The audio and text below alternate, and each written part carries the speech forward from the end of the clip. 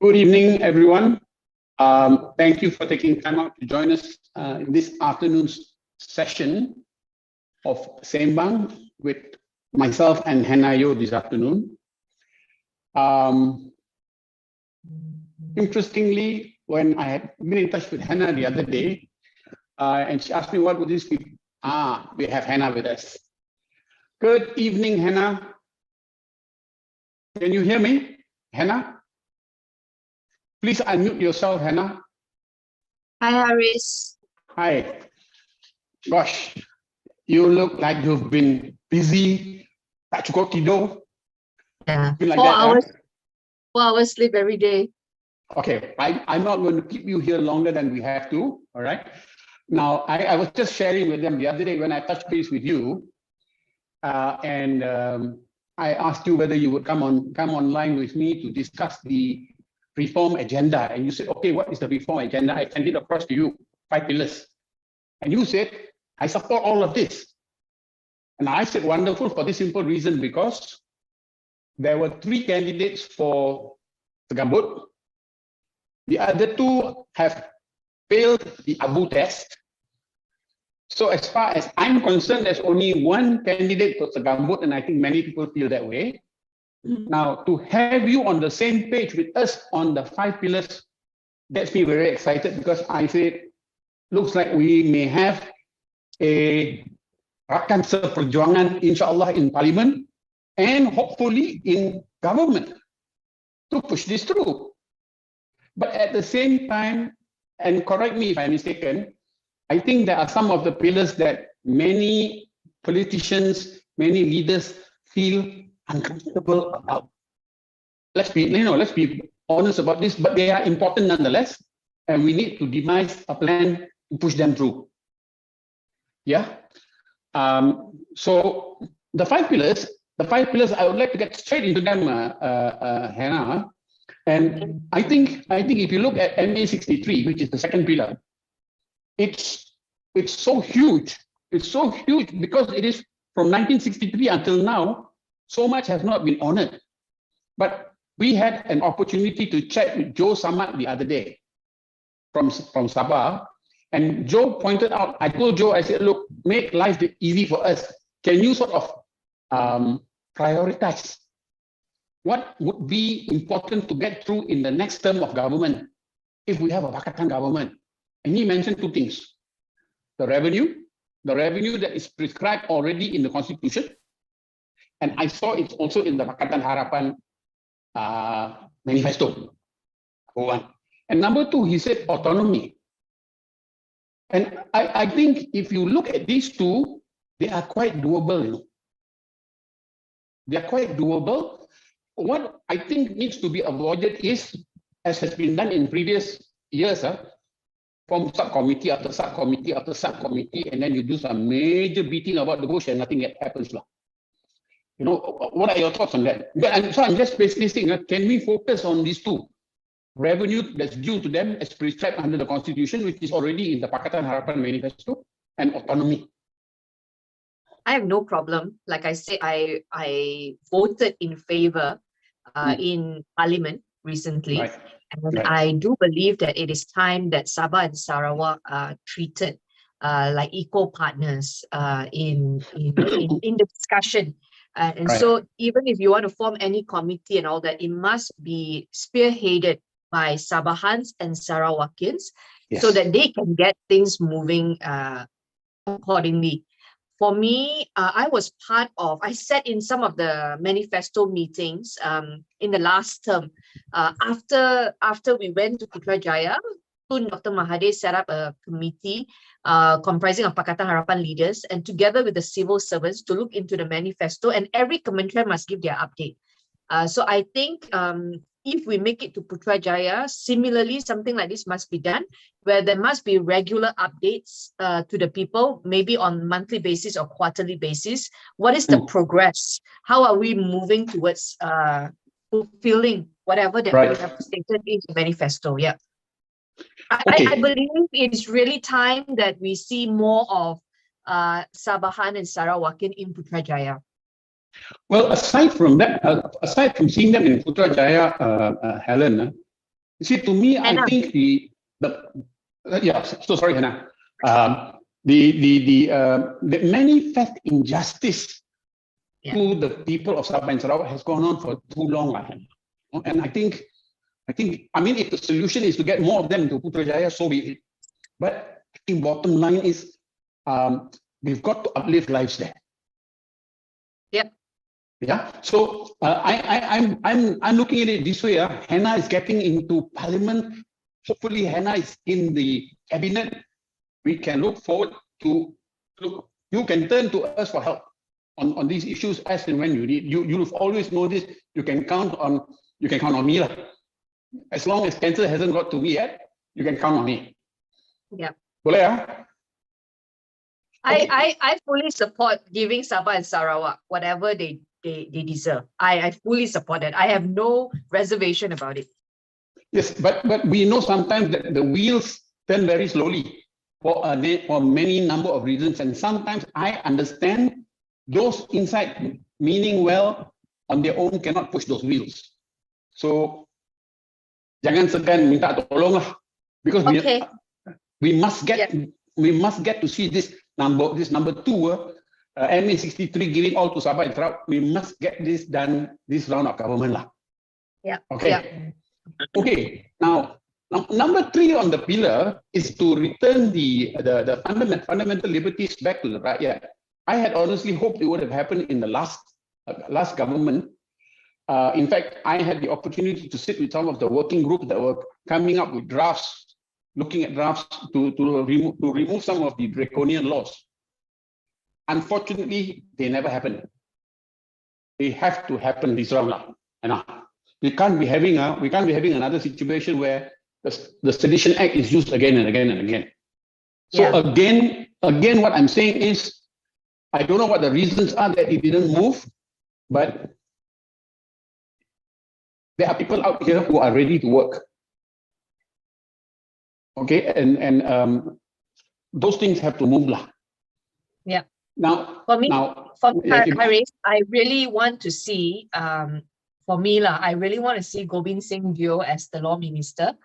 I believe having a practitioner who's actively fighting these cases will be able to move at a greater speed. Yeah. Then maybe what I can also suggest to you is, Gobind as law minister, you all arrange to get Haris appointed senator in charge in the PM department with having special functions of specific reforms. And I will push from inside. Okay, anyway, I'm just throwing that for you to consider. Because I'm going to come to the next one, Hannah, which is number 1 and number 5. Number 1 is we want to end divisive politics, and we know this has been the bane of the country for so long. Yeah. All right, it has to end, but we also understand why sometimes politicians from certain parties are reluctant to take the bull by the horn, so to speak. I can understand that, but we cannot keep postponing this because that's what's been happening. I know in the past, 2008 GE, after that, when I spoke to some of the past leaders about this, they said, yeah, Haris, you're right, but not easy to bring up. I said, I don't go for a beauty contest every 5 years. You park it with civil society people, we will work together with you. So there's a lot of things that can be done, that must be done, however difficult it is. What are your thoughts? So Haris, what are your thoughts about race-based parties? To end divisive politics, you have to start with the source of it, you know. Yes. What do you believe in? And so are you suggesting that race-based parties should be banned? No. I think that is going too far. Just as when they banned communist parties, I think that was wrong. Okay, but what I think is you need to take head on hate speech. You know, hate speech where you essentially make speeches, raise issues essentially to drive wedges between the communities. Like a racial harmony act? Yeah. Like a racial, well, I think in England they had a Race Relations Act last time. Okay? where you criminalize hate speech. Okay, now I think Dr. Zul from those at that time passed in 2008 after the election in the Chinese Assembly Hall. I like what he said. Very openly, he admitted that PAS aspired to an Islamic state, but he said they would pursue it constitutionally, and I think that's correct. So you can aspire to a Islamic state, or you can aspire to a pro-Malay party by all means, but you must adhere to the laws that do not allow the pitting of one community against another. And that's what I think we need to address. And we also need to stop. I mean, we talk about fake news. Let's be honest. I did this talk the other day, and I said, the Constitution, there's no provision for Bumi Putra. There's no provision for Hak Istimewa Orang Melayu. There's no provision for special rights. The Malays have been lied to all this while. Now, this may be a difficult message to take down to ground at this point in time. But when you combine it, say, with the fifth limb, that is a affirmative program that is needs rather than race-based, rather than ethnic-based, and you start to deliver that first. You start to deliver that first, so that, look, at the end of the day, I remember having a discussion and a debate with Khairi Jamaluddin, this is, I think, 2016 or 2015. And I said, look, at the end of the day, you take the issue of Allah. The Malays in Rambau, his constituency, were alarmed that the Sabahans were taking Allah. But I said, when I spoke to the Malays in Pahang, they were pretty calm about it. In fact, they were saying very nice. The fact that Catholics in Sabah needed to mention Allah for the baptism to be sah. So it's all about scare tactics lah. Scare tactics. At the end of the day, I have seen Malays who also say very good if Asing and Murugan's children also can go to university like their own. There's no dengki, right? But when you go and cho and tell lies, then we know where it's going wrong. So I'm saying, sure, this is not something you can rush into. The moment you form government tomorrow, no, it takes time. But we cannot keep postponing it simply because it's a rather difficult bullet to bite lah. Just going to go with this forever. It has to stop. Again, here I'm saying, I think you all will need help. You all will need help so that we can collaborate. I remember in 2018, I had suggested a truth and reconciliation. Yes, go ahead. I wanted to say that if you look at the need-based governance, you look at the states that we are in government, Penang, Selangor, Negeri Sembilan, every single program and decision they make is based on needs. So that's something that is not just spoken, but it's already being done, by the Harapan state government. But you remember, Hannah, in 2012, you attended a presentation on the social inclusion agenda. Yes. Okay, and that is a private member's bill that sits in Parliament right now. Now, I think the significant importance of that bill is the creation of the commission itself. What it does is it takes away the power of patronage. I still believe I'm talking to Hannah Yeoh, who has not morphed into an out-and-out politician. And I said the other day, what this country needs is 252 parliamentarians who have the people at heart. Actually, you already come for one, so we need another 221.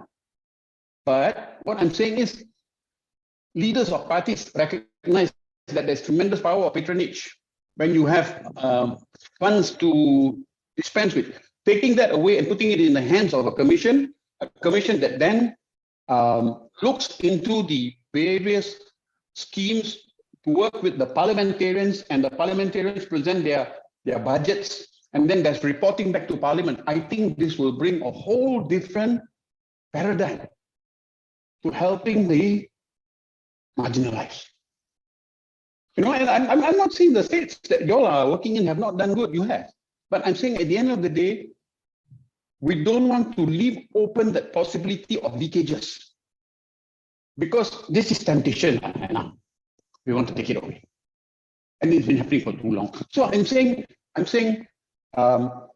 in order for us to take the truth back to those who have been lied to for the last 40 years, we don't pull the rug from under their feet. We continue to help across, and we help all who are in need. And if you continue with the needs base, the majority of people on the ground don't have this, or you cannot help the others, you must only help us. They don't have that.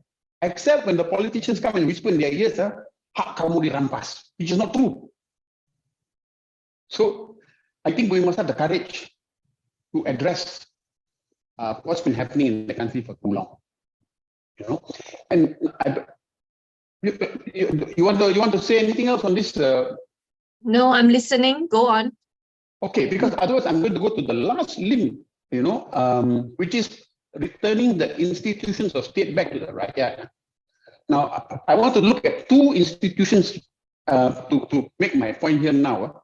I think we all can feel very proud of how the judiciary has returned itself back to that position of pride that it once enjoyed. I am tremendously proud what we have seen, and there's no doubt that it was because of the 22 months of absence of interference, allowing them to get on with what they were appointed to do. But at the same time, I look at MACC and I look at the man who's supposedly helming. He is not serving the rakyat.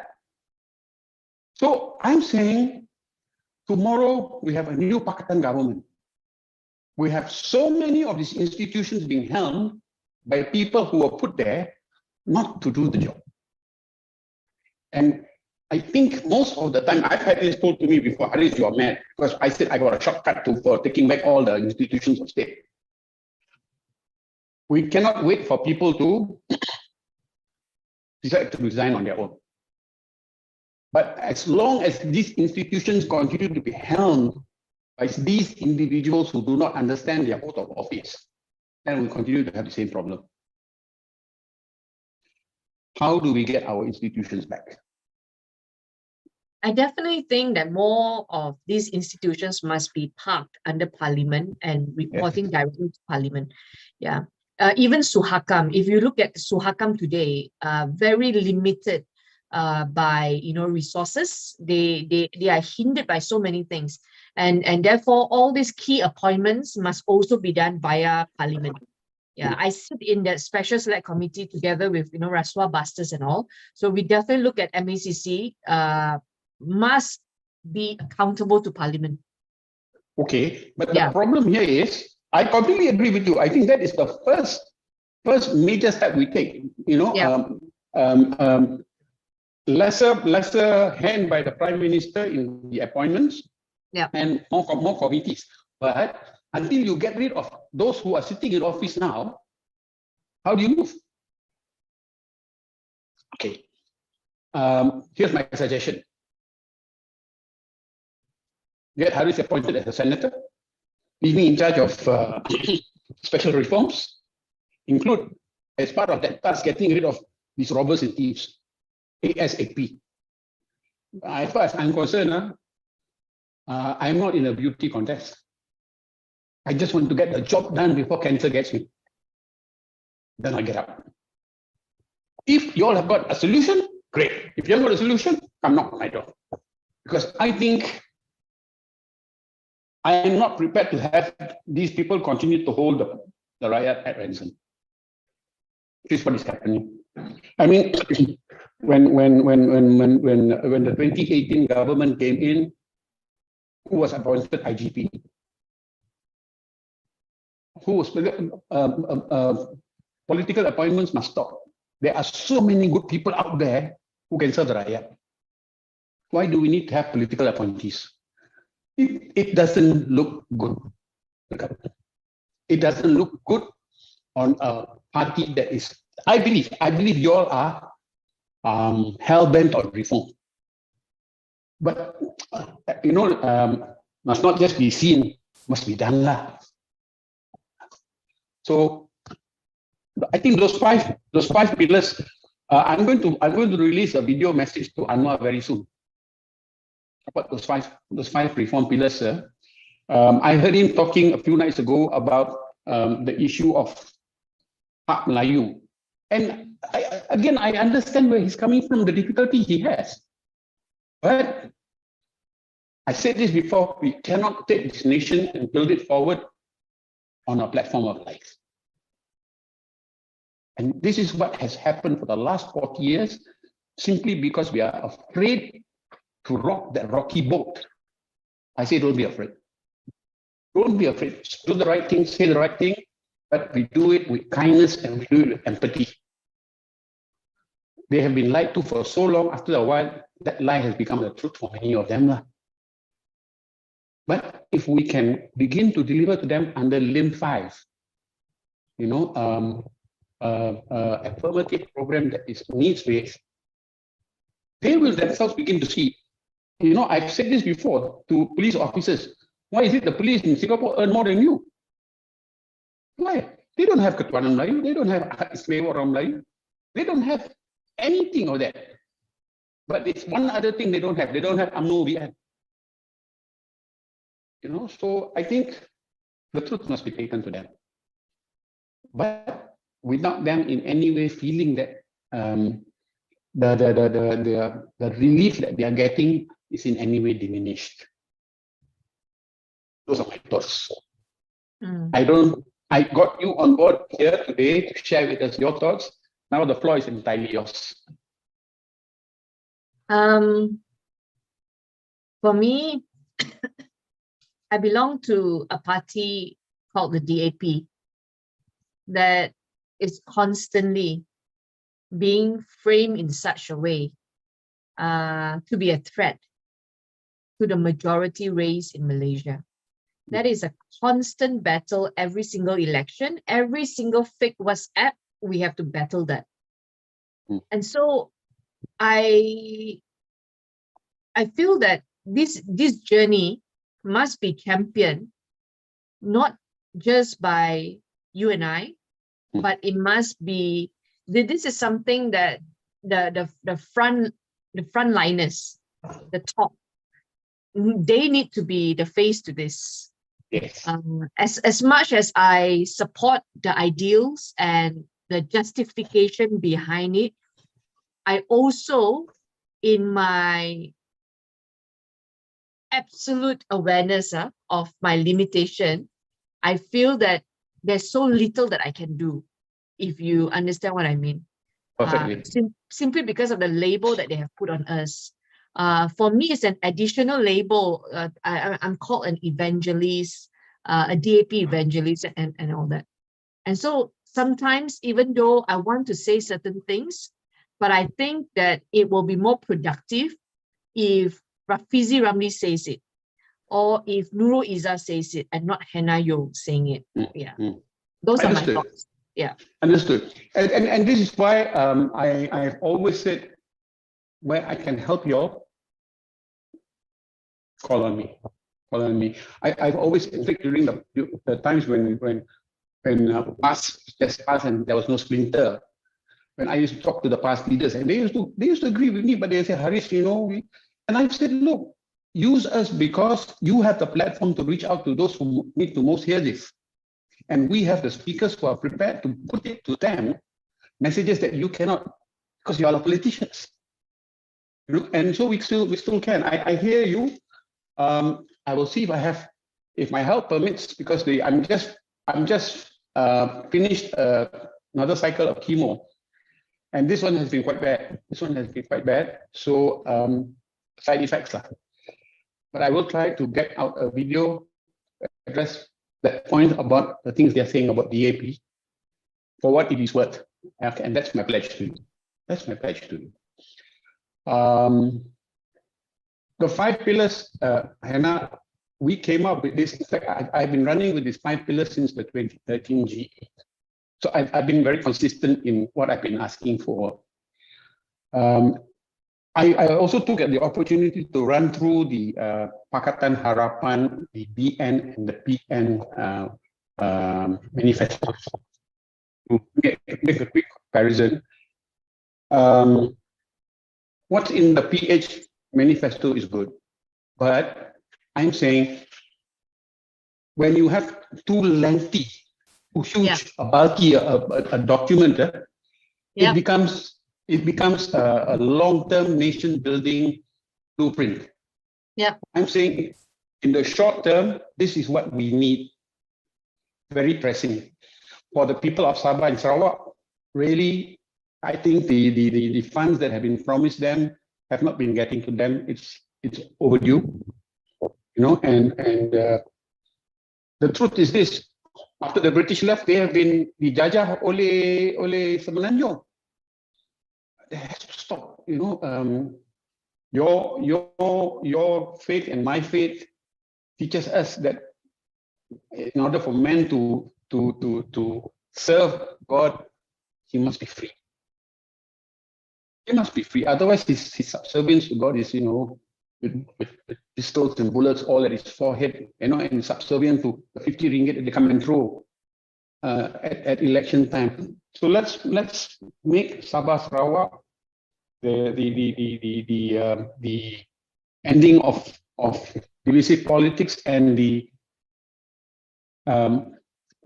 affirmative program needs basis at a national level. Let us make that its priority. We can. And again, like I said, you need help, give us a shout. Yeah. Okay. Your closing, I told you half an hour. Your closing, you got 4 minutes if you want to take it. I'm looking forward to your engagement with the top leadership. But I also think, Haris, don't just stop with Pakatan Harapan, also engage the other coalition leaders and see what are their views. As I know it's tough because yours is Abu, so Barisan Nasional will be out of the question, but try Perikatan Nasional as well. Yeah, and also the Sarawak and Sabah based party, GPS and Barisan. Yeah. Well, I can tell you this, after the last election, after 2018, it was not impossible for me to engage with BN and UMNO, simply because, so again, when you say engage them, I don't propose to engage them now. Right now, as far as I'm concerned, I keep telling people, do not even waste your time considering them. So I don't think right now they want to talk to me. But after the election, when we see you all installed in Putrajaya, as I did the last time, I go knock on their doors and say, look, I'm here to help you all reform. Okay, I've never been an enemy of the parties. I've been an enemy of the leadership, simply because of the gross oppression and injustice. I will do that. I will do that. I will work to keep my doors open, provided cancer hasn't got me yet. And if cancer hasn't got me, I will continue to serve the right outside of Parliament. Except unless you're. My final question is: this 5 pillars reform agenda, is it written by collective NGOs or is it done by Abu, or who is behind the 5 pillars? Okay, essentially it is Abu. Okay, Abu took it to Gerak Independent, and they within 4 hours adopted it all. Okay, we have run it by several other NGOs, and all of them are okay with it, except for the ultra Malay, ultra Islamic, and that I know will take time. I'm coming up with another. I was planning to come up with a book, but I was told forget the book, do the videos on why this nation must continue to remain secular, even for the Muslims. That's a very, very interesting book by Professor Abdullah An-Naim, Islam and the Secular State, and he says in his very first sentence, in his first chapter, in order for me to practice Islam, I need a secular state. And the rest of the book justifies that opening statement. So we'll see how that goes. And God willing, I will see you on the 18th then. Yeah, I'll see you at the grand finale in our DAP Ceramah. Harapan Look Ceramah. forward to it. Yeah. Okay. Look forward to it. Haris. All right. Thank you so much for joining us all today. Yeah. You take care. Stay well. Get a bit more sleep. And yes, look forward to stopping by your office in Putrajaya later. All right. See you. Bye. God bless. Bye-bye. Bye. Okay, folks, I guess there was no questions typed in the chat box. So I guess there was no questions at all. I hope you all enjoyed this session. I know I thoroughly enjoyed it. Okay, anyone has any questions for me then? If there's no questions, I'm going to call this session to a close. Just to let you all know, we have another session on Monday, my Sembang session with the candidates, 2 candidates for PJ Talingjaya P105. 6 candidates, 3 who failed the ABU test, and 1 from PRM who has been uncontactable. So I'll proceed. That's at 5:30 on Friday evening. Do let your friends know. Take care, and please take the word out to all your family and friends, however frustrated you are or have been with the fall of the Pakatan government. Do not let that frustration get in the way of casting your vote on the 19th. Please vote wisely. All right. Thank you. God bless. Stay safe.